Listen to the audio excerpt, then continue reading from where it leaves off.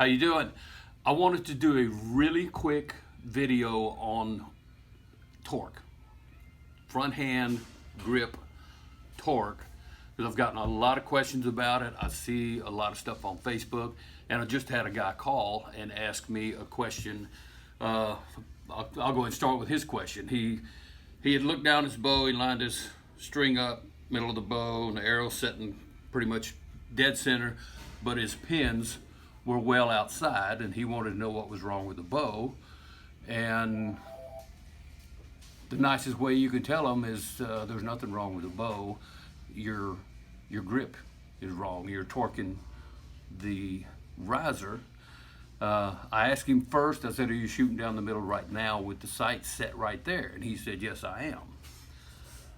So if you're shooting down the middle and your sight is well outside, it's normal to be a little bit out because every bow's got a little bit of torque installed into the bow just from the cable guard or any off-center action of the cables. But if it's way out there and you're still shooting down the middle, I assure you, when you're at full draw, that sight is directly above your arrow. So the only way to get that sight above the arrow is simply torquing the riser over to get the sight in the right spot. That's the sight is treating the symptom of the problem, which is your grip. Okay, real quick visual on why torque is so important, or why it's so important that you don't have any torque. All right, if you're drawing back, and we're going to exaggerate, way outside pressure like this, you got the string right now. If you got a nice loose grip and you're not affecting the bow, you move it around like this, the string, the arrow, and the bow, the sight, everything stays together. As soon as you grip the bow really hard, and especially if you're gripping it really hard with any type of side pressure, what's happening is right here, you can see how you're pulling the, in effect, you're pulling the string side to side when you're twisting the riser, right? And you can see how much that arrow moves. Now, granted, this is extreme, but if you're trying to shoot them all in the same hole at 20, you're giving up a ton right here with any type of side to side pressure. The other thing, if I push outside pressure like this, the arrow goes left. What's happening with your sight? Your sight goes right. So now you're already going to shoot left due to this. Now your sight's pointing off to the right. And you got to move it further left to get it on the target. And that got me thinking, and this was years and years ago. Jason, if you're watching, I'm throwing you under the bus. A friend of mine could not shoot an arrow through the paper. He was getting frustrated, handed me the bow, shoot it, and I shot it and shot a bullet hole. Now he's really mad. And I got to watching him, and he was torquing the front handle. And this was 15 years ago, and I thought there's got to be some way to make sure that everything's lined up. So what I did, and I'm going to show you how to do it here in just a second.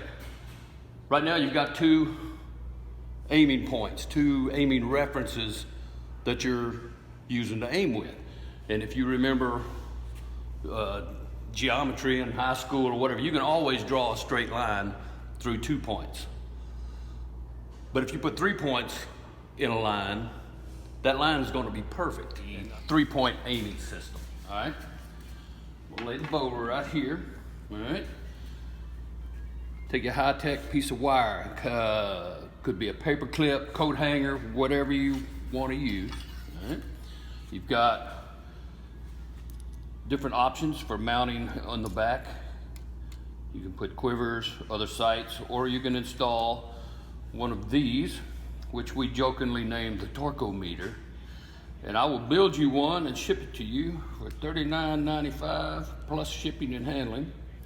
Or you can watch how I do this and make your own for nothing. Right?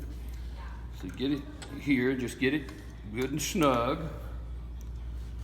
And then we're going to work this around, and then we're going to go over to the draw board and get it where it lines up exactly the way we want. while you're at full draw, okay? We have to come way up here.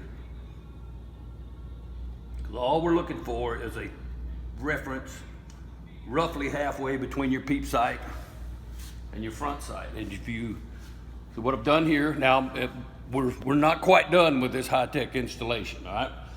I'm gonna put it in the bow press and draw it back.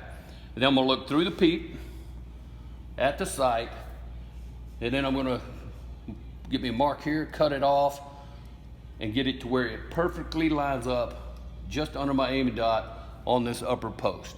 If you shoot a spot hog with a wire, you can mount it there, wherever, as long as you have something here to reference. All right, so I'm gonna go right here, put this in, and we did try lining this up with the camera through the peep, and we just don't have the technology for that with the camera that we're using. But I'm going to pull this thing back and get this rolled out a little bit more. There. We're gonna hook it here. Garrett, come up here and show them what we're using for the front grip, all right?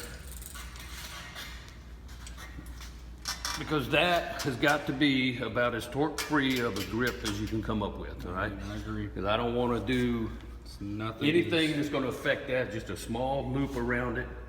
And so now, I'm going to pull this thing all the way back, just till the stops touch. Boom, all right? Got enough weight on that thing for to keep it up there. There we go. All right. Now, I've got my little Sharpie here. And I'm going to line, just take a peek. That's pretty darn close already, but I'm going to move this up to where it's just underneath my aiming dot. Like that. I'm going to find me a mark, which is going to be roughly right there.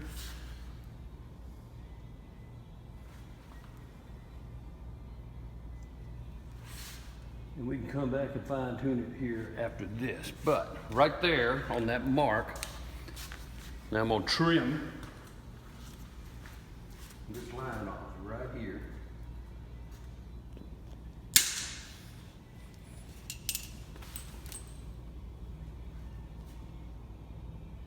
And get it over to where it's just barely touching that post. All right? See if you can get that. If not, I'm sure you can't. I'm gonna draw it on this fancy board here, all right? Yeah, that's not gonna show. Just show this right here, all right? It almost shows it's close. All right. So what we have right now, you've got your front sight that is like this. Thank God I'm not an artist, all right? We've got your point and then your post coming down, all right? Your peep sight looks just like this, a little tighter than that. But you got your peep, there's your scope housing, and then this wire between the two becomes your third lineup point, and it just comes in right here and goes right there, all right? And I wish we could get in here and you can see that, because right now, if I line this thing up and just reach up here and barely touch anything, it's very, very noticeable right here. And when I first started doing this years ago, I even noticed that I could draw, everything be lined up, but as I'm aiming, I start seeing that thing start moving off to one side or the other, and that's just hand pressure changing as I'm aiming. Now, very important, once you get it lined up where it is torque free by machine, you're gonna load it up and draw. Draw normally. And then you're gonna look at that wire, and if it's not lined up, it's telling you that you are torquing that bow one way or another, right? Go back.